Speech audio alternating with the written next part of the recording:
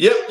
We're live, and I'm actually by myself because, as you know, Joe Kadua is fighting on the 1st of February. So, as Joe Kadua is fighting on the 1st of February, Tunde's not here. I'm here by myself for now, but I've got some guests. You know how we're gonna do. So, I'm doing the show by myself. So, Manny's got to be hot off the press by throwing up all of the questions and everything else from everyone. Let's see, right, let me just make sure I've got everyone on air, that everyone can get a shout. Before we start, dream it, believe it, become it, come on up. You know the rules, right? That bit done, right? There's no Tunde. As you know, Tunde is in camp, right? So Tunde's in camp, and there's only one place to really and truly start this thing or talk about anything to do with this game right now, and it is Eubank versus Benn, or Benn versus Eubank, how you want to go say it. In the old days, it always was Benn and Eubank. We never used to say Eubank Benn. I'm just going to be real, right? It was always Benn Eubank, majorly because Nigel Benn was the person that won the world title first. Nigel Benn was,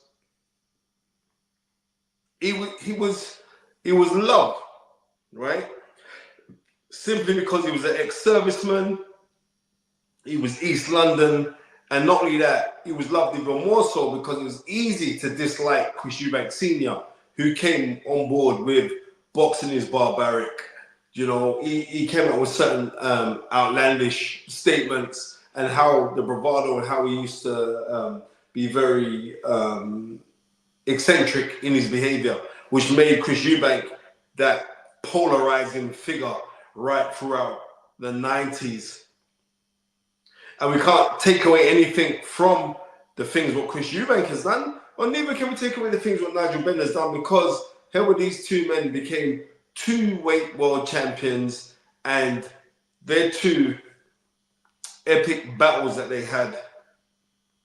The first one in 1990, November of 1990, and the second one was October of 93.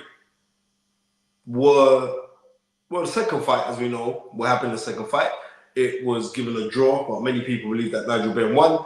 And if you watch the fight properly, Nigel Benn actually should have got the decision on that one, but he didn't get the decision.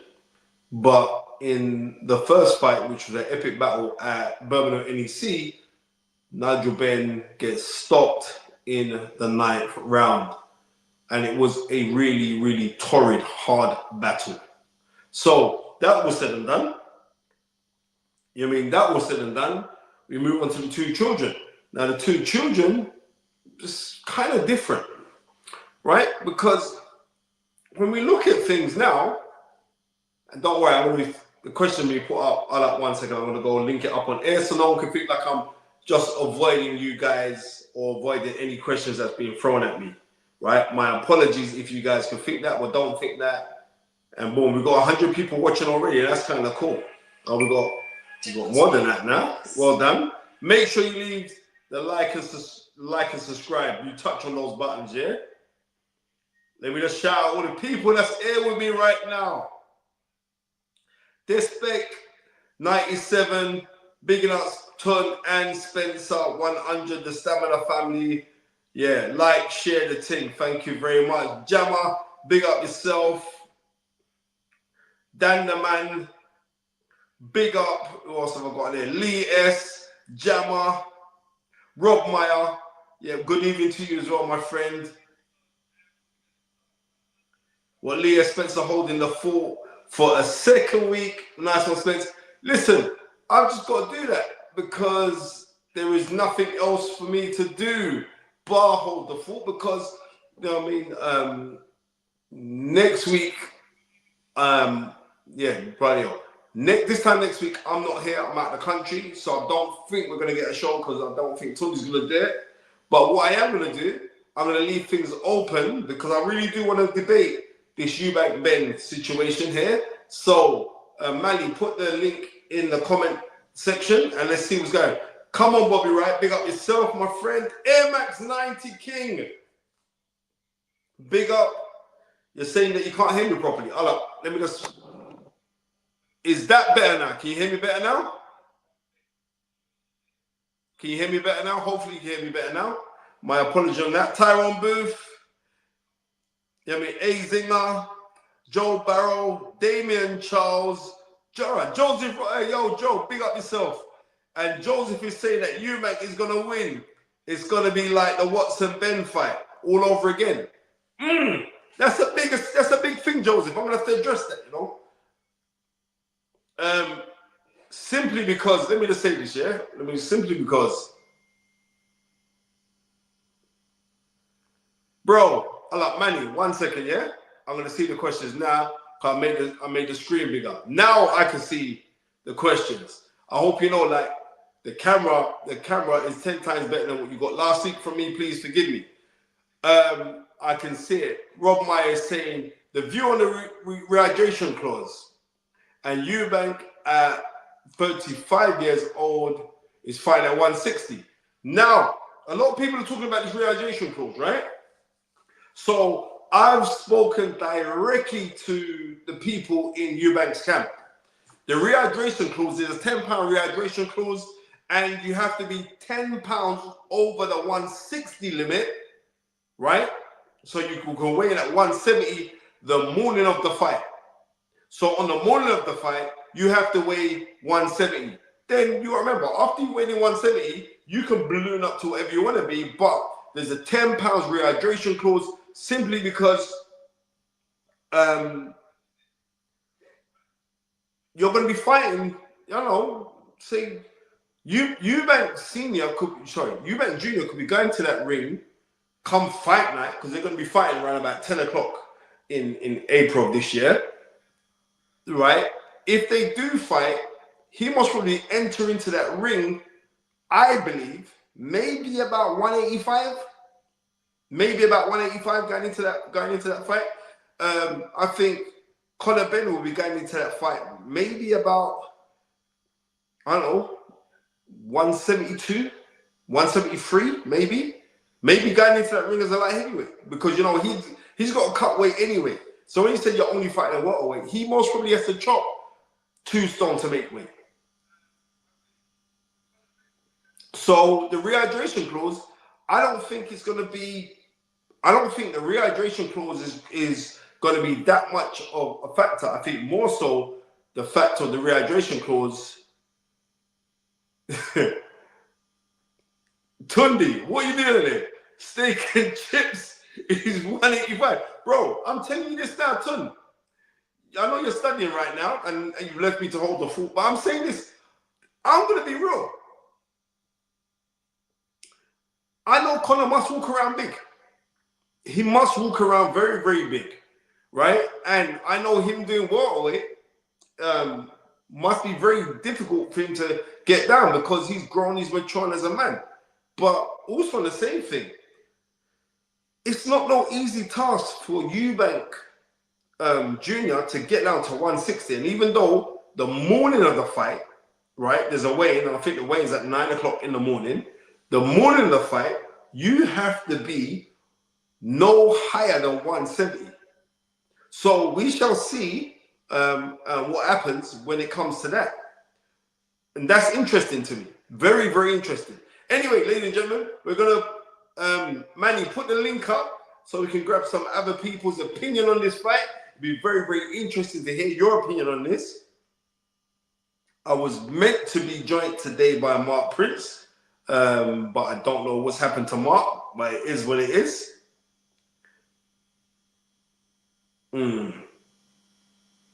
So, yep. So, yeah, Manny, where's Manny gone, man? Manny, put some more questions up, man.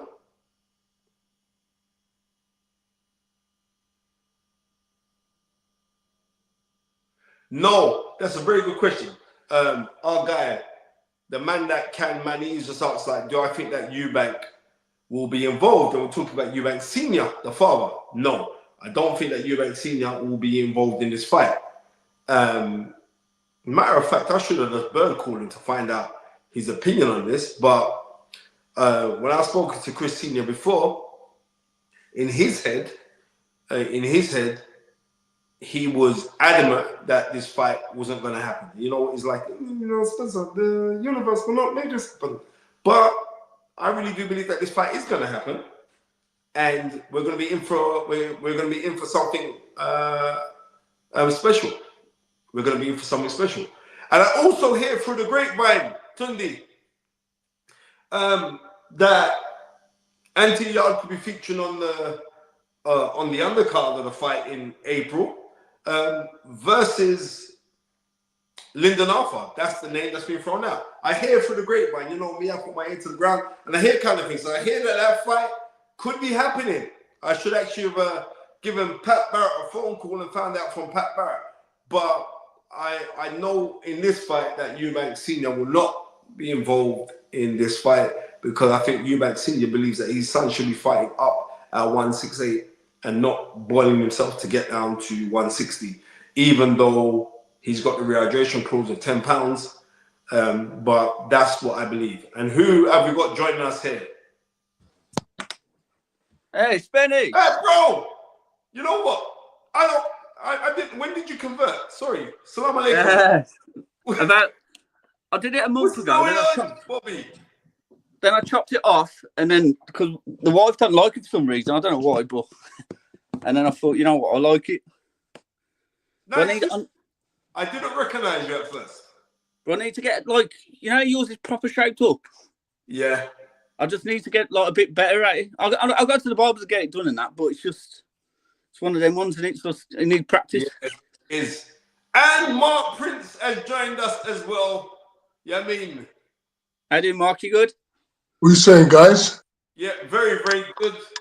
Ladies and gentlemen, former world title challenger, former WBO and IBF Intercontinental Champion Mark Prince has just joined us as well. Mark, the talk, and there's only one.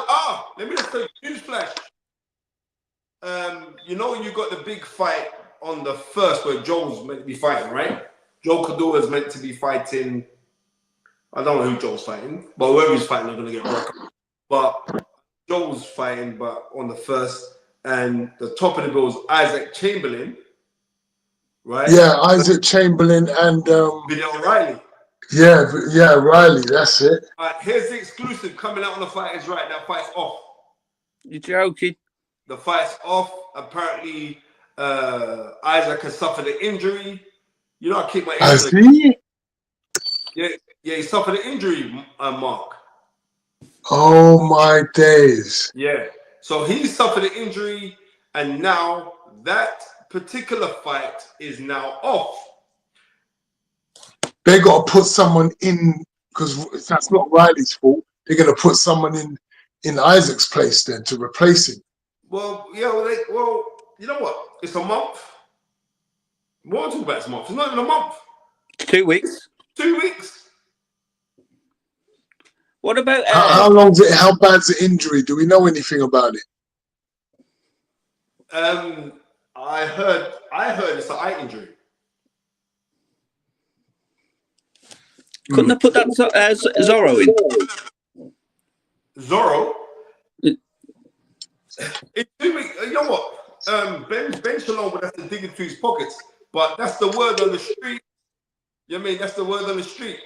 But that's what I've heard, that fight is off. And Tunde can't believe it. No, the card is still going ahead, 100% type booth. The card is still going ahead, but that fight in particular is now off. And my heart goes out to But that will impact the card itself, because that's a big fight on the card. Well, it's a big fight on the card, yeah, but you know what? The show has still got going, because you know, Mark, when you've got a slot in with TV, especially with Sky, the show's got to go on. Yeah, so the show's going to go on without Isaac. Who are they going to put in his place? Who will take that slot? I don't know. I don't know, but that's the word on the street. So, and I think they should. I think they should give. There's loads of cruiserweights that would jump in the chance to fight Riley.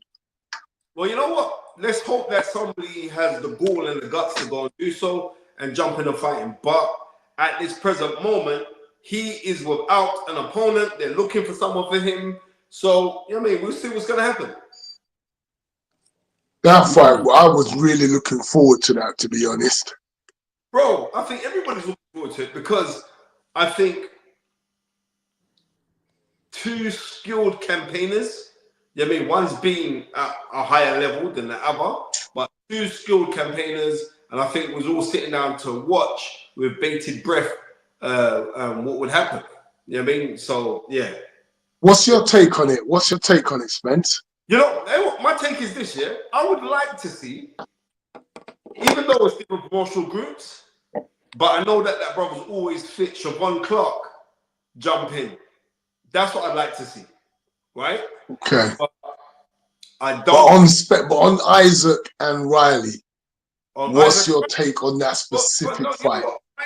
My take on that fight, yeah, realistically, is that one guy is on the ascendants and one guy's on the descendants, right? But you can never write off. One thing you got to give Isaac, for not somebody who's not a big puncher, yeah? Yeah. But he's highly skilled. He's highly skilled. And with Vidal O'Reilly, he's still an unproven commodity, but of what I've seen of Vidal O'Reilly, I rate his talent. You know what I mean? So it's one of them kind of fights. You can't really tell, this guy's gonna win or that. Because I'll be lying. I'll be saying the only reason why I want somebody to win is because I actually like them more personally than the other guy. I can't rightly say it, but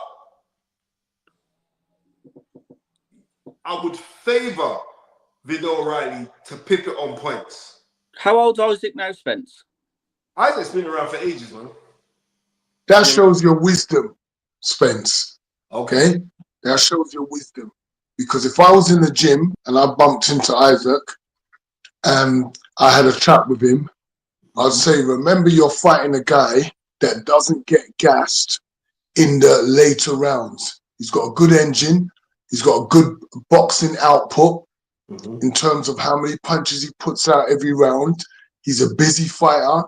He's good movement. And I've noticed when you're fighting, Isaac, when it goes over certain rounds and it's a busy punching fight, you'll start, your engine starts declining. And if your engine declines against Riley, he's going to put the punches together. So I would advise him, one thing for this fight, bro, make sure you do not get gassed and you get second wind. So when you get tired by 5, 6, 7, 8, your second wind starts kicking in for 9, 10, 11, and 12. Okay. I don't need to talk about his skill set. He can fight. Skill set. He can fight. He's got the ability to stop Riley. He's got the ability to get Riley into a fight and out-punch him. He's not the biggest cruiserweight puncher, but I've always liked his style of boxing. I've always liked it. And may I also add, he's got a massive heart, Isaac. 100%. Bobby, how did you see that fight going, Bobby? Just want to hear your opinion. Man. I thought Isaac would, like, through experience. That's what I thought. I thought it would win on experience, but like Mark was saying, it would be his engine would be the question, you know. So I did pip Isaac for the win, but anything happens in the ring, right? So I like Isaac though. I've been to a few of his fights as well, so you sort of like get a following behind him as well, don't you? So as a fan, I tend to like favour him a little bit as well. Okay. I like both of them. I'm keeping it 100. I'm saying on here what I would tell each of them. Riley right now, I favour him. I think he's got the skill set to outbox Chamberlain. And depending on how tired Chamberlain gets in the later rounds, that's where you could really stop him from about between 9 and 12. Well, stop him? Yeah, he could. The ref would jump in, he'd just be out punching him. You think? That's how I can envision the fight. If Isaac doesn't have enough in the tank to hang with him in the later rounds, punching with him, he'll have his heart, but the heart is brilliant. But once your indiscipline starts falling apart, your form starts falling apart, and that's what happens with Chamberlain when he gets tired. obviously most fighters that happens with, your discipline falls. I think that's when Riley would take advantage of that. Because I see him quite disciplined. He doesn't break up as easy. And I don't see him getting that tired when he's in fights. And I've seen him do 12 rounds. Mm. Who was that one who Isaac beating when, at your call last October? Spence. Is it Lowell? Yeah. Yeah. Because he's under the same promotion company, isn't he? He's with Ben Shalom as well. Yeah, well, I'm sure that's Manny controlling the stamina of himself and say like, but when I hear it in the talk at the end, I think it's Tunde. Tunde can't tell nobody to stop eating because he knows that's my trademark. Simple as that. You know what I mean? And Manny, the little part-timer, I see Manny, the YouTuber who does the producing for us, the producer, I see him up with nines and all these guys now. So I think he's a bit too big for his boots.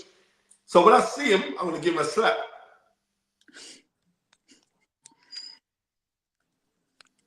And on that note, I'm saying to you, I don't think, you know what I mean, to say that's a very brave and bold statement. If Lawrence Okoli, yeah, who could really punch, right, even though he was doing the vegan business then, right, but Lawrence Okoli could really punch, and Lawrence couldn't put Isaac away. I don't think that Vidal Riley's in the same class of punching power as Lawrence Okoli.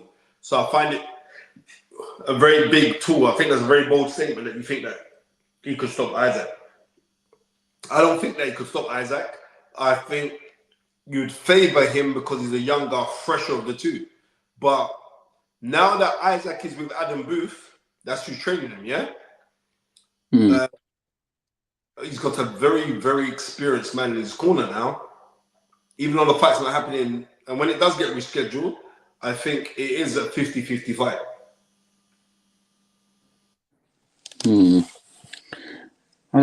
Weren't you with Adam Booth at one point? I was with Adam Booth for 2 fights tail end. Mark Prince is on some dodgy Tottenham Wi-Fi, so it's not working. Right, so Mark Prince has just left off for a second. No, that will jump back in. And Mark, I'm back, baby. Right, you jump back in. Right, and I was saying, yeah, I was with Adam Booth for 2 fights, tail end, and then because the one that Tunde jumped in then. Toothed, bleached mouth, Peckham, Nigerian, Jamaican guy. And I said to him, look, go get your license and work in my corner. And that was the birth of Tunde Ajayi, all the way back in 2003. Now we are getting old. I mean, and congratulations to Tunde working with Devin Haney as well. How fantastic. Do you know what? It was always on the cards because originally, and I'm going back 13 years ago when Devin came to the UK. Bill Haney wanted Tunde to leave the UK and work with his son from back then. So, yeah, I mean, everything goes full circle. And it was good. And not only that, but I'll tell you what was really nice. When they did the pad workout, this is 2 weeks ago now, 2 weeks ago in the Peacock Gymnasium. Yeah, when they did the pad workout together, Tunde and Devin, it didn't take long for them to start gelling because they worked before. And it was actually beautiful to see, you know? The concentration was demonstrated. It was beautiful to see. And everyone's like, you're just going to be biased because you're talking about Tunde. And I'm going to be real. I think this is a very, very good thing for Devin Haney because you understand that boxing is very, very cerebral. And when you've got a relationship, as Mark can tell you, when you've got a relationship with a man that's working in your corner, but you've had that for a very long time, you trust what they're saying more so than someone who's like a hired gun who just can't. There's no disrespect to anyone else that's worked with him, who's like a hired gun who's just come in and it's kind of unless you're a really big name, like you used to see that who became a hired gun, Manuel Stewart, right? You see him working with guys. Nobody's not going to argue with Manuel Stewart because he's an established, one of the greatest trainers of all time. So when he comes in and he says X, Y, Z, you're going to listen, not because you think that it's right. You're going to listen because it's coming from Emmanuel Stewart. So therefore, that authenticity of it right. But when you work with somebody and you built that connection with them, I keep on saying, and Mark can tell you again how spiritual boxing is and how things were for Mark when he fought Darius McIlcheski for the world title. What was that, in 2000, yeah? Yeah. 99. 1999. It was 1999, right? Yeah, 2000 I got my injury. Right, when you fought Darius McIlcheski. But you knew that you left no stone unturned. You was just on it.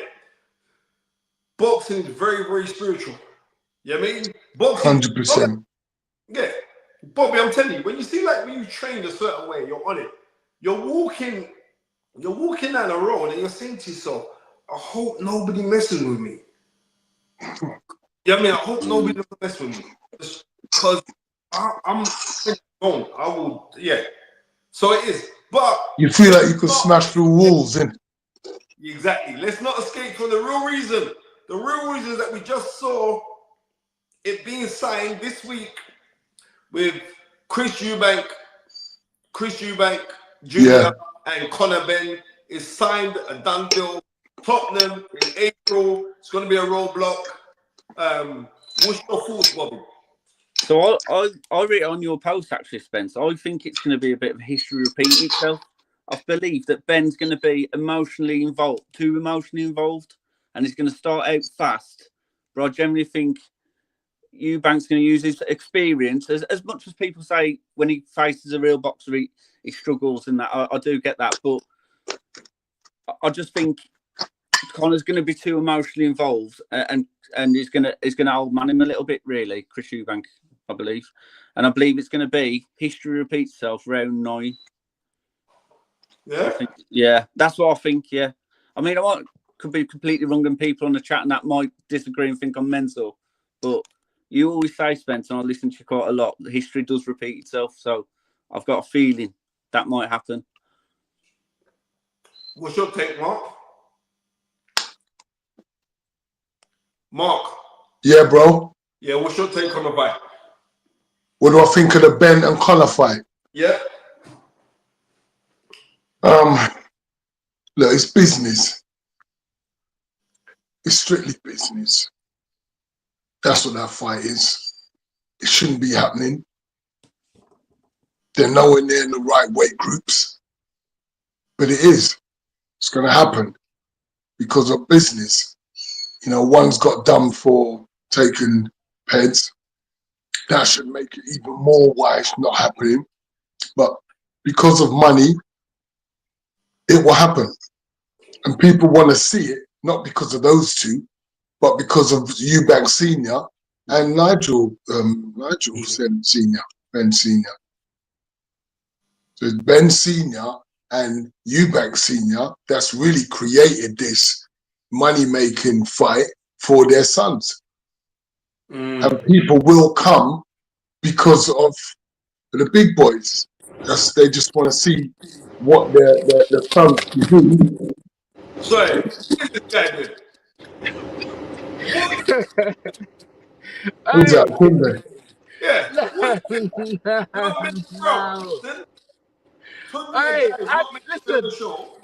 Right? Listen. What are you doing? Wait. I'm on my way back from a 9 nights.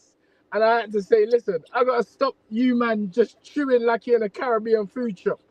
All you, man, are just eating up the... It's like you, man, are in Blue Jays.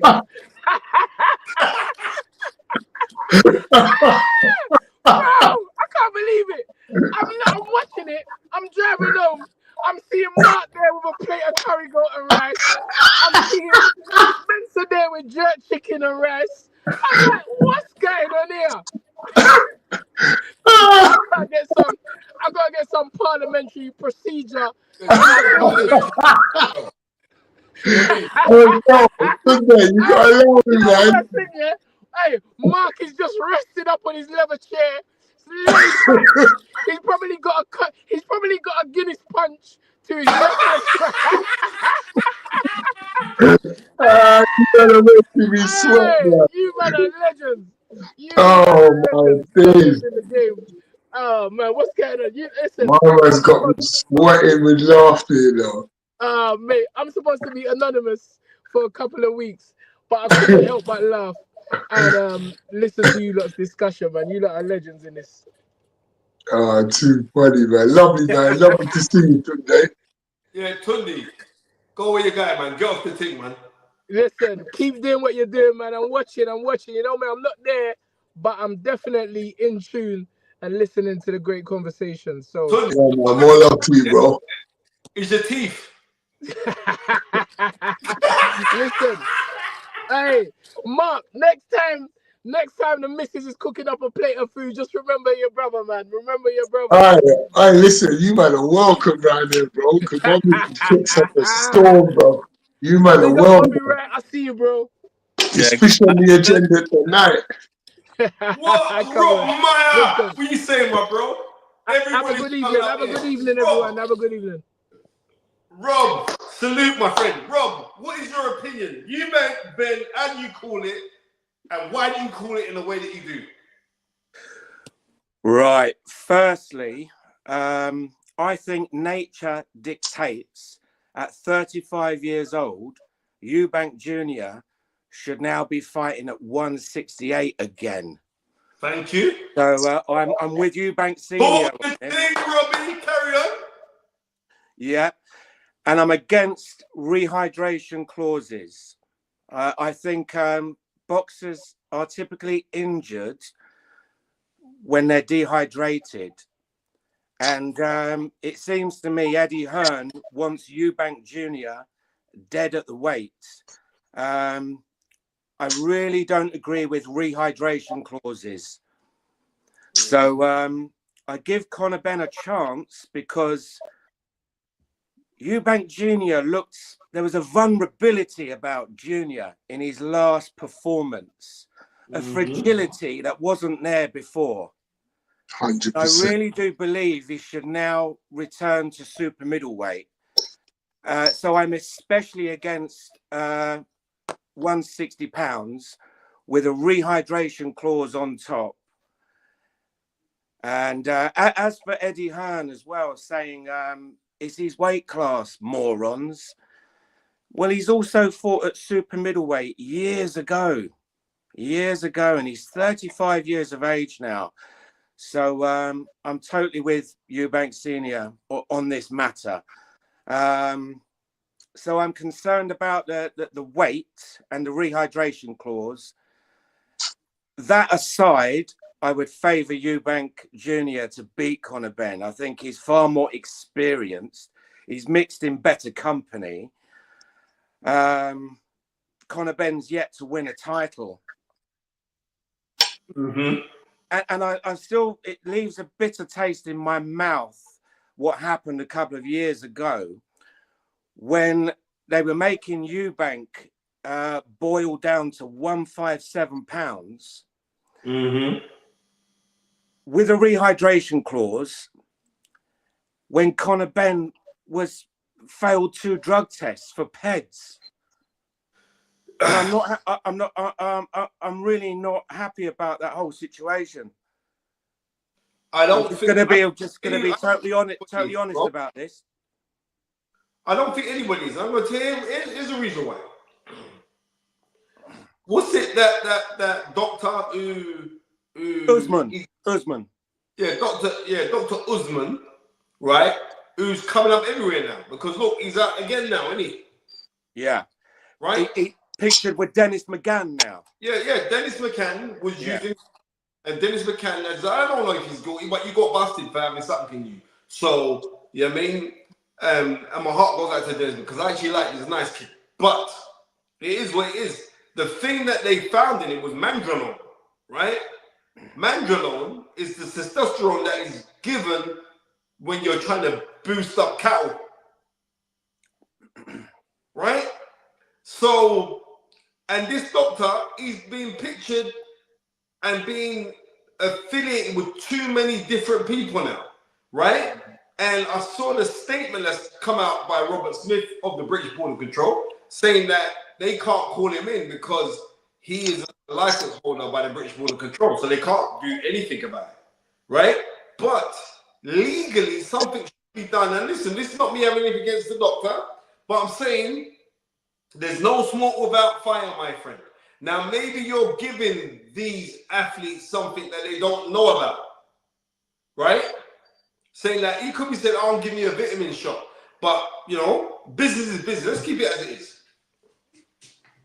If you're not delivering the business, then no one has any use for you.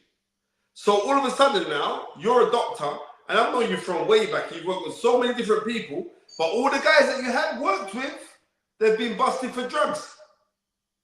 So something ain't right. Let's get this straight. Doctors don't give anything to anyone unless they're asking for it. They supply and demand. They supply a product, right? It's been going on for years. So let's not bring the doctor in and blame the doctor. Like this is a system that runs in sports, and it needs to be flushed out. It's been flushed out in many sports. It's not gotten rid of. It still goes on, but it's been exposed. Netflix have got programs on it, multiple programs on it. People know what time it is. It's not like people don't know it's not happening. We're just not happy when someone's caught and then they kind of sort of make all these weak excuses about what's happened and, you know, what it could be. Like, don't insult us as the people that's in the sport, individuals that's in the sport, and the British public as well, because they're not airheads. They know what time it is. They know that people take risk and they take drugs because the competition's high. I know that I've been in inward fights with guys who have taken drugs. I'm not going on talking about it, but I'm just saying the reality of sports is this, and it's dangerous. And I'm just saying, when a guy gets caught, and he's taking drugs, you're not fighting with me. It don't matter how much tests you do afterwards. You're not fighting with me. You've already shown that you're not honest. I don't want to fight any dishonest fighters. So, and there's no price. You can't buy me. You can't fling how many numbers and zeros at me. And that's going to be like, I'm going to put my life against those zeros. My life comes first. I hear that, Mark, but allegedly, right? Allegedly, this fight wouldn't have gone on without Turkey Al-Sheikh, right? Because allegedly, not that bit, that's not the alleged bit. The alleged bit is that Chris Eubank Jr., right, and Conor Benn, right, are splitting £22 million. I wouldn't be surprised. It's a lot of money. I wouldn't be surprised because Turkey Al-Sheikh, he wants certain fights. He wants to see it happen. So he'll put that money up to make it happen. And I don't blame fighters. I'm not knocking them. I get it. Like, because what's your career after boxing? You spend all of this time. There's very few people that have been able to create and reframe their life and create another career post their boxing career. It's difficult. All fighters want to do what they love, but there's only a small little space in the market for commentating and different kind of jobs working in your sport. And it's difficult to find something after. So you want to make as much money as you can so you can set yourself up. Well, I see a question here from, what's that? ARL, and he says, Eubank loves the money, asks for more money to still fight with the Peds. And this, I believe, I've heard from good sources. Matter of fact, I heard from Conor Benn. Let's rule it out there, right? Conor Benn said, "Oh, don't worry about." Said that allegedly. Said that Eubank knew, but still said, "Oh, I'll fight you. Don't worry about that. Because I don't think you're on drugs. I'll fight you anyway. But you're gonna have to give me." I think it was like £2 million out your purse. Wow. This is why Eubank Senior keeps saying he's not happy with his son because he values life. He's lost the son already. He's a man that's serious about boxing. He's put his life on the line. He knows what being near death is in a fight. come out of some fights and you feel like, man, I feel like I just gave a piece of my life and left it in that ring. You know, people don't understand what it feels like when you've gone to the well and it's only your heart pushing you on after the fight. Thompson was bashing up Eubank in the fight. His face was busted up, and this guy's heart so big, he just kept fighting. He had no chance of winning. Pure heart. But there's a price to pay for it. And Eubank knows that. Eubank Senior knows that. And he knows the price to pay for his son. He don't want him to be messing with any fighter that's taking any pets. Because all you got to do this time is make sure you take the course and it's cleared out of you so you don't get caught. Maybe they've learned something from it. Like, I don't know. I'm just keeping to the facts. Here's what they discovered. And they're not picking on you. They discovered it. Okay. So whatever means you try and get around it was this, and that. They've discovered you're taking certain drugs and here's what it's for. So I'm going with that. Do you know what I'm saying? Like, I know Nigel, that's my brethren. I know him good.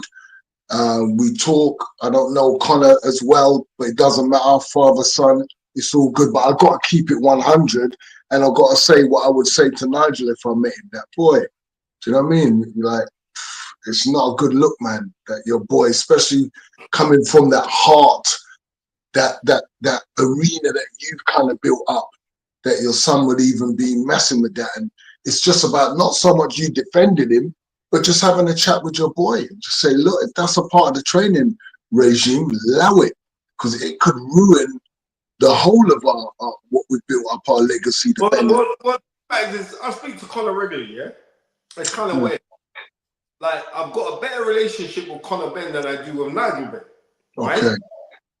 But I've got a better relationship with Chris Eubank Senior than I have with Chris Eubank Junior. It's one of them ones, right? Yeah, that's the same as me. Yeah. But when I do see Nigel, we do speak, and Nigel said later, was it 2 years ago, he came on our show, and Yeah, I remember. I watched that one. And he was very, very adamant and passionate about it and all the rest of it, right? And I kind of, not a falling out, right? But because, you know what I mean, Conor's very emotional about the findings, right? Yeah. So Conor, we did a bit, Conor came on the show, this 2 years ago, and we had to take out bits. So it was kind of weak because I kind of stuck it on him a little bit. And then he said to me, do you think Eddie Hearn would lie for me? Do you think Tony Sims would lie for me? Right? This was like, and it was a rhetorical question. You asked me the question. And I said, yes, I believe that they would lie for me. I'm not saying it in a way, I'm saying it's the business. End of the day, it's like all of a sudden when certain people want to be or take the higher ground and all the rest of it, this is a business. It's a business. Right. It's a business where the business does a business. The biggest line, bro, you could have ever said, mate. Trust me, I love that. Come on. The business. But I believe that Conor is no, I don't believe it. I don't believe it. Right? But in situations like this, you could be taking anything. Especially when you got doctors around you. You got this one. Someone's I have this drink there. This is not, I can't, right? But I'm not going to stay on this. I want to talk about the fight. The fight within itself. I'm a bit nervous about Eubank. I don't want people to realize that. If we're talking about the fight, I'm a bit nervous about Chris Eubank Jr. for this fight for some reason. Like, I would lean towards him because of his experience, but I'm just a bit nervous. Like my man said, he's been just showing some frailties lately, and I never used to feel that with Chris. Even though he has lost before, it was always solid. His performance was always solid, confident, and you wasn't left with that. You knew what his abilities was. You knew what he's capable of doing. And even when he lost, it was always close. And, you know, he could have still won, you know, Saunders and then was it Groves? He fought for the six. That one. That's the six series. Yeah, all of that. But since my man smoked him, since Smith like took him out, there's a difference. And I always believe this. You're a bit more vulnerable when you get chinned and you've gone down. It's almost like your body knows, okay, that's once I feel that kind of power, like I'm kind of a bit shaky. And you remember it. You don't want to get hit like that either. So I don't know how Eubank's going to be preparing for this, what his mindset's going to be like. I'm just sharing that I feel a little bit nervy when it comes to him. I'm not so confident. Yeah, he's going to beat Conor because Conor still hasn't finished his apprenticeship and he's not ready for Eubank. I can't confidently say that because he's busy. He's not the most powerful guy at his weight, but he throws everything into his punches. And he's going to stay on top of Eubank. Why? Because it's that Eubank and Benn legacy. It's going to give him more passion and venom. He wants this. And he knows that this could make him, it might not be a title, but to him it's like a title. Listen, Conor Benn, how old's Conor Benn? I have no idea. 30, isn't he? I think he might be Manny, about, go and check. How old's Conor Benn? I'm going to break this. I was thinking about 28. Yeah, all right. So say Conor's 28 years old, right? Thank you very much, man. I'm going to tell you this. Conor Benn is 28 years old. At the time when Nigel Benn produced his son, he had the hatred of Chris Eubank in his backbone. 28. Yeah, right? for real. Right. Because the first fight between Eubank and Benn was 35 years ago. Wow. Right? Right, 35 years ago. The second fight was in 93, October 93. I remember that night very clearly because I was at the Congo Sports Awards then, the same night, and they gave a running commentary of the fight while the show was going on. So I remember that vividly. Conor Benn still wasn't born at that time. So Conor Benn, when Nigel Benn was producing his son, he's still, because he wasn't retired then, right? He's still at the hatred of Chris Eubank in his backbone. And no one could fool me. You know, yeah, he had a hatred of him. So his son was born with a hatred for a man or a man's family, not realizing why he hates him. But obviously, you know the history of his dad fighting Eubank and blah blah. So he knows the history. And like people think, oh well, it's not that's gonna bring him through. Or people are thinking like, oh, he's gonna be too emotionally involved and blah. Do you not realize that the rope and rope tricks and all those kind of things, we're educated against these things now, right? That's not the reason. When I'm saying like the passion of disdain and hatred that Conor has for Chris Eubank Jr. is because of the hatred that the dad had, don't think he still got, but had for Chris Eubank Sr., right? But the hatred evolves into something else. Now, the hatred that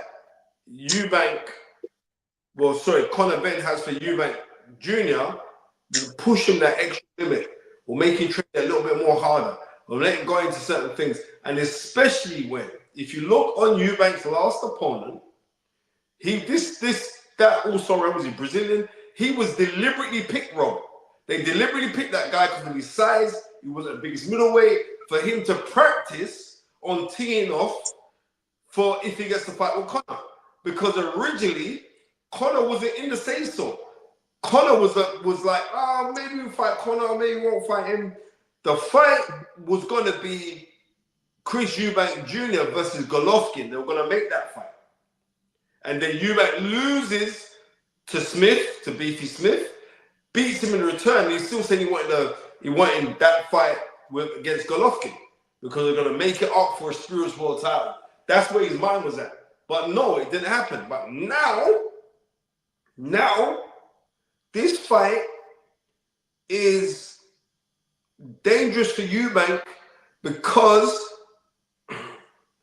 Eubank, you can throw 6, 7 uppercuts against people who don't know how to fight. No disrespect, right? And I'm telling you, go and watch Conor Benn now. And I've seen him in the gym a couple of times. Conor Benn is technically very... You're getting hooks right back. I'm telling you.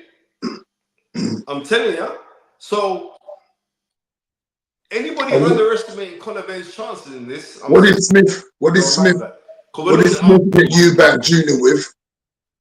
What did Smith knock out Chris Eubank Jr. with? Left hook. There's a right hand. I could see Conor getting in real close and him swinging some fire left hooks in there. Mine is going to have to be tight. He can't be open. Chris Eubank's not the greatest defensive fighter. He's got good reflexes, which are slowing. They're at 35. They're going to slow down a little bit. It's just something that I'm not like. I'm going in with Eubank, but I'm going in like this. I'm hoping that he comes out. Yeah, you know what? I'm just gonna keep this thing. Yeah, sorry, what was you gonna say? Oh, sorry, Spencer. Go on, Rob. Yeah, as Mark was saying earlier, when Eubank lost in the past, there was a robustness to him. He had a chin. Groves is a big puncher. He went the distance. He finished strong against Saunders.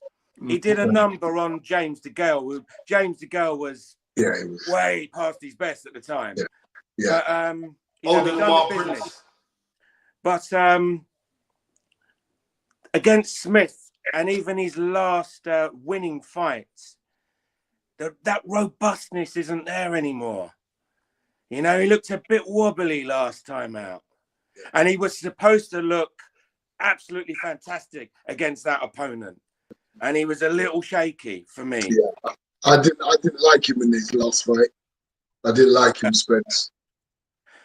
And as for the asking for an extra £1 million to fight Conor Benn a couple of years ago, it makes me laugh that he's the villain because he was blackmailing Conor Benn for an extra £1 million.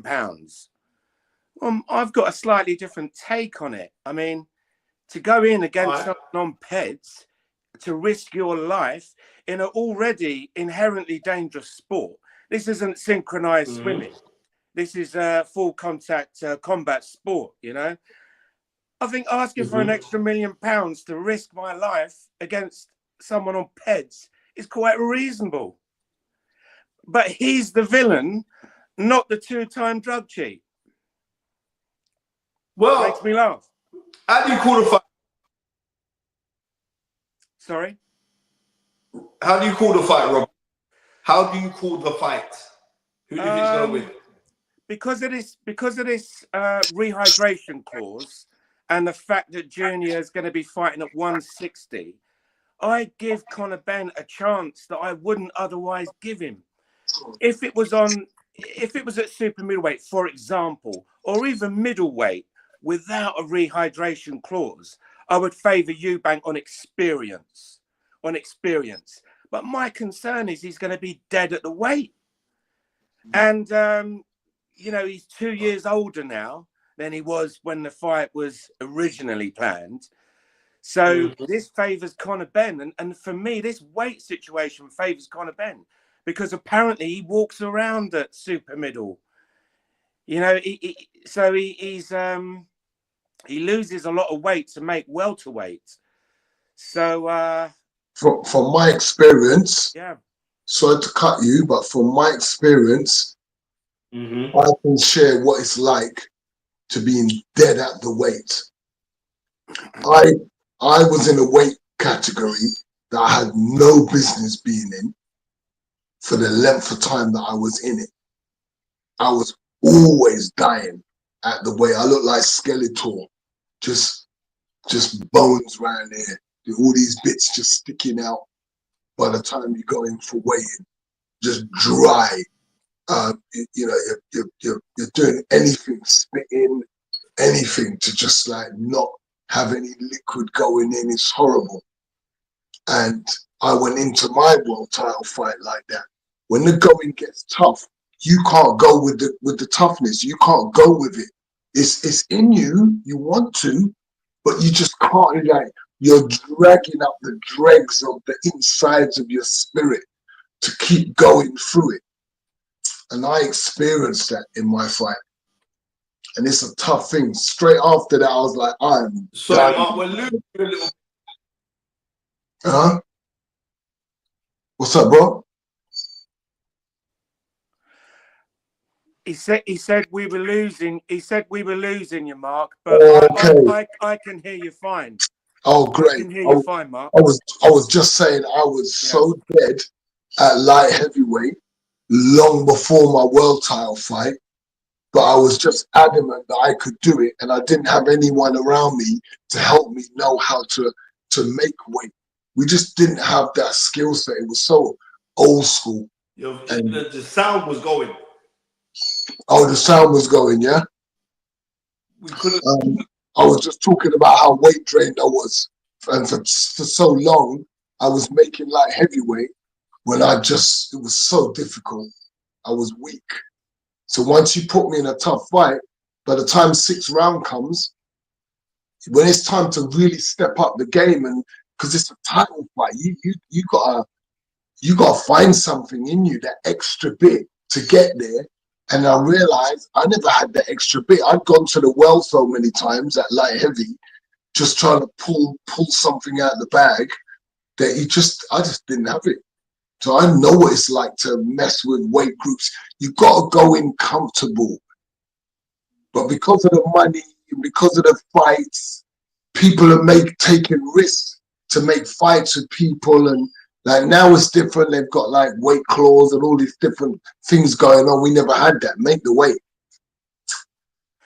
I've got a question for you, Mark. Yeah. I actually remember when Eubank Senior was scheduled to fight you at light heavyweight. I remember that as well. Yeah. And then the fight never came off because the opportunity came to face Calzaghe when Steve Collins pulled out of the Calzaghe fight. So how did you feel about fighting Eubank Senior, Mark? And how did you see the fight going? And how disappointing was it when it fell through? Oh, this is so good because I'm in a place now where I could just keep it 100.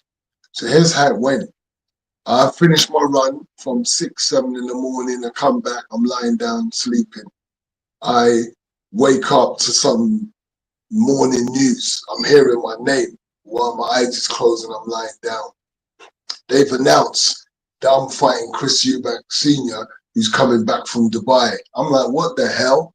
How can they be announcing a fight and nobody's even giving me a heads up? I ain't even been told I'm fighting this guy. The fight's been made, mate. So, jump all the phone calls, like, what's going on? Come in, boom, boom, boom. I get in, then here's the real deal. It's a conversation about dough. It's a conversation about dough because when I heard that news, on one hand, I'm shocked, and on another hand, I'm elated. I'm like, oh my goodness, this is what I've been dreaming of, a big fight. Now my name's going to be out there in the whole of the nation. And I've always watched this guy, and everyone gives this guy breaks. Everyone lets him walk around, stand around. He ain't doing that shit with me. So my mindset's just flowing like, yeah, boom. And I've got the power to sleep him because he picks a lot of his fights and people that don't have the knockout power. So I'm like, cool. And I know he's fought people with power because he fought Benn and there was other guys. But he's got a great chin. He's got a great chin. Okay, but obviously I want a chance to test it, right? Whatever it is, I think this is going to be a great British fight. Okay, so I go into the office. I come in with my trainer. We having a conversation on the route down, talking about the fight. So my trainer's advising me, but he's part manager for me. So he's got the ability to sit at the table with Frank and talk about how this fight pans out, and talks about what's the best thing for his fighter. So he's 50% manager and he's my full trainer. So we go in, I'm looking for the support from my manager, who's my trainer as well. And it's silent. But he's told me in the car, don't take this fight for less than a certain amount of money, because here's what's on the table. At least this kind of money's on the table, and Eubank's getting at least 6 figures, blah, blah, blah. So don't take no Mickey Mouse money, and don't listen to anyone telling you, if you take this fight, I'll give you how much for the next fight. So these are all the things he's telling me. And lo and behold, those are the tactics that we hear when we go in the office. Okay, well, you know, we'll give you this if you take this fight. And me and Frank are cool. I've never had no beef with him, no nothing. We're good. And I just wanted to be paid. That was just that simple. And when I heard 25 bags on the table to fight Chris Eubank, who was fighting for my WBO Intercontinental title, I thought, well, I think I deserve a bit more than that. That's all. That's all it was. It's that simple. I thought I deserved more than 25 bags. I thought 25 bags was Mickey Mouse money for Chris to come over and have a fight with me. And I wanted to stand my ground because I wanted to let them know, even though I wasn't getting any support from my trainer manager, stroke manager, he'd already spoke some things. So I felt I had some knowledge about how to deal with this this contract with the Eubank fight. So even though he didn't support me, because Frank asked him, what have you got to say? What's your views, Carly? And my trainer just said, whatever you say, Frank. And for me, that was a moment when I felt like, I don't think it's supposed to sound like that. You're actually supposed to act like a manager, have a view, have an opinion for your fighter. And that was the time you could have discussed with Frank and let him know, well, I believe my fighter deserves so-and-so. And I didn't get that. So I had to stay on my own, stick with, I'm not accepting 25. And I lost out on my potential. And then obviously later on, I look back and I think, do you know what? Just for the chance to fight Chris, I would have taken the money had I been advised differently, and because I was really excited about it. Me, when I met Carly and we linked up to go down there, we were both gassed. We were both like, yes, this is it. Boom, boom, boom. You know, Carly started to talk about what I'm going to need to do. And we only had 2 weeks notice. We only had 2 weeks notice. So understand that. We didn't have a fighter that we were training to fight. We were just kind of regularly going through our day-to-day stuff, being in the gym, training, and then boom. It's different mindset when you're training and you're training for someone. So I had to kick into gear to like, okay, we're gonna get ready in 2 weeks for Chris, which isn't really enough, but I would still take it if the money's right. And 25 grand wasn't right. Simple. No hard feelings. I take full responsibility. I would have loved to look back on YouTube and history and see Mark Prince and Chris Eubank Sr. He remembers me. He came to my son's, Kyan Prince's anniversary for his birthday. We had a big do. Chris supported it. Really great around with the people and fans and stuff. He's been a great guy. I haven't seen him much lately. But yeah, I got nothing but positive and good things to say about Chris and the people that I've been involved in my boxing career. Frank and everybody else, because as me and Spencer said, it's business. And business don't business. Business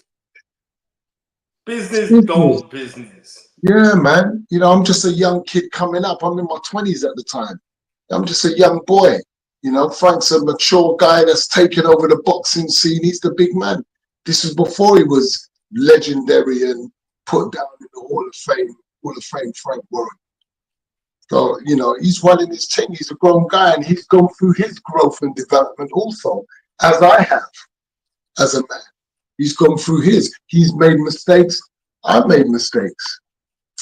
Mm-hmm. Yeah, I love it. I love it that I've gone full circle, and me and Frank will, you know, hook me up, give me tickets. You go down to the fight shows. Frank's respectful, and we've got a good relationship. I've got nothing but love for Frank and his family, because I like building relationships and getting on with people. I don't see a reason why we shouldn't. You know, we just go through experiences in life, and you've got to build and grow from it. But there's no reason to kind of like hold grudges or anything like that. I've had a world title fight. Frank made that happen. Do you know what I'm saying? I got to 18-0. Frank put me on Naz's shows, you know, top fighters that was going on at the time. I was on their shows all the time. And then there was a few shows I had where I was the header. And there was a few shows I had where I was the supporting Bill. What's that? Spence? That was up in Stevenage in what was that? That was 97. Yeah. And you clapped at some American brother. Some American. Yeah, that might have been Kenny White. That might have been and you came out. I remember your ring entrance music. You came out to stomp. Wow, yeah. Yeah, Kurt Franklin. Oh, that was bloody. Oh my goodness. I remember that well. That was my first 12 rounds ever. Anyway, Rob and Mark, can I get you lot's final prediction on this fight? Yeah, you can. I'll let Bob go first. He seems more confident than me.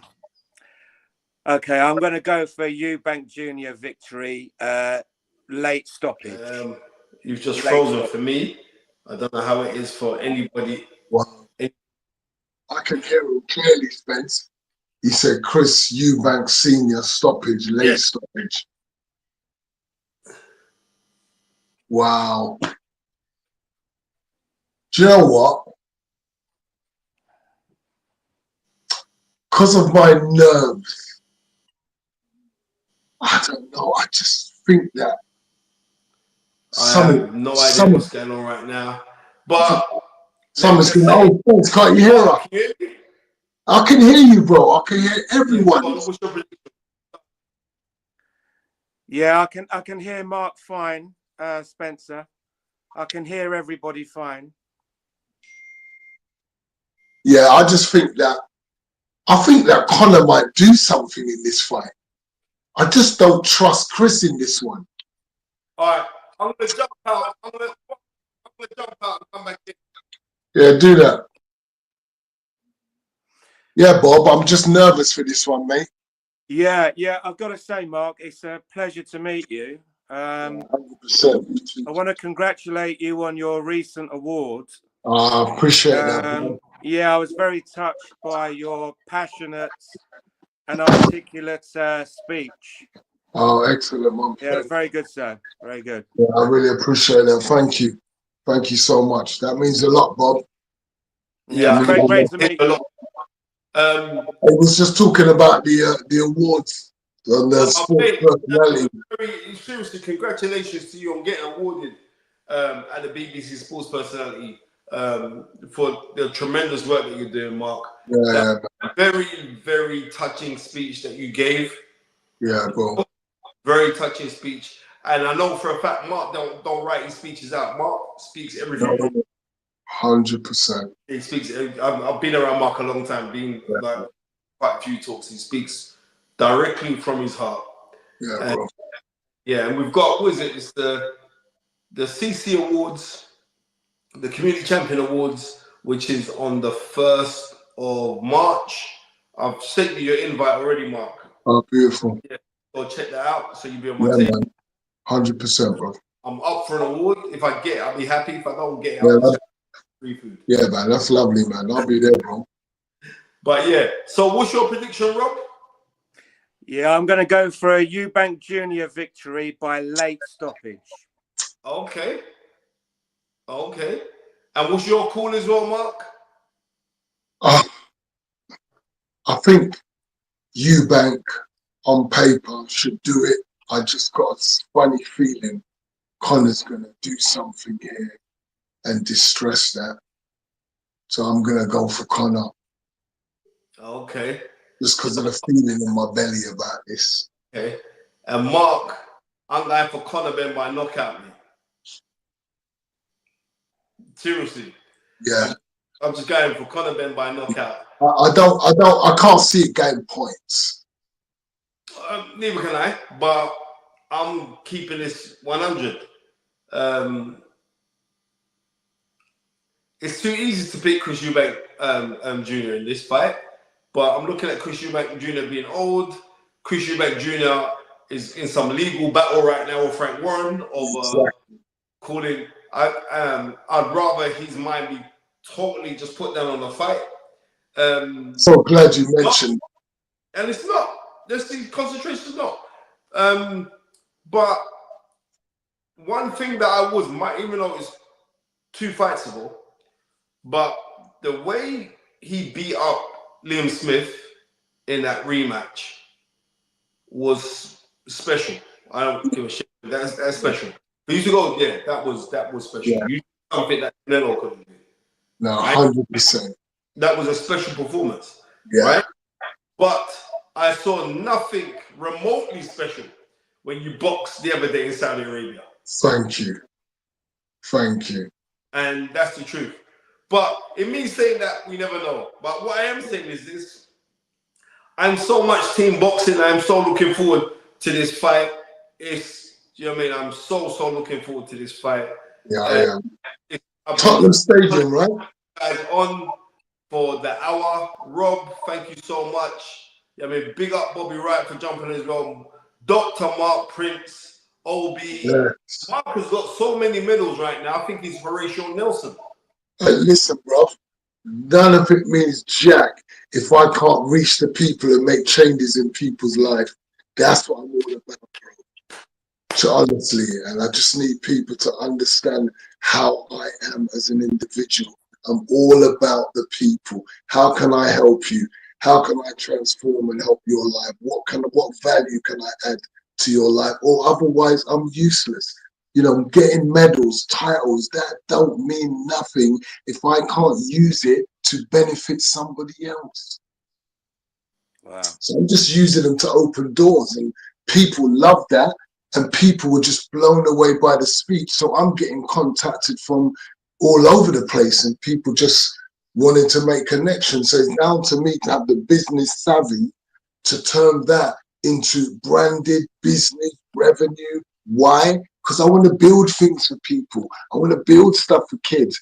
I want to help people transform their lives like I did when I was in a mess and my life looked like nothing was happening. I was finished. Spencer seen me at rock bottom. I ain't got no clothes. I ain't got no money. I ain't got no food. If I tell you the real story, bro, sleeping in a gym, lying down on my bag, I'm going to spar with people and blood them up in the next day when I wake up.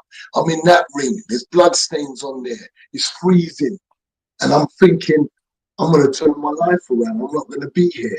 I'm not going to be here. But you remember this, Prince. You remember this. And I never let my mind join me in the gutter. My physical body was there, but my mind was somewhere else. I was still a champion.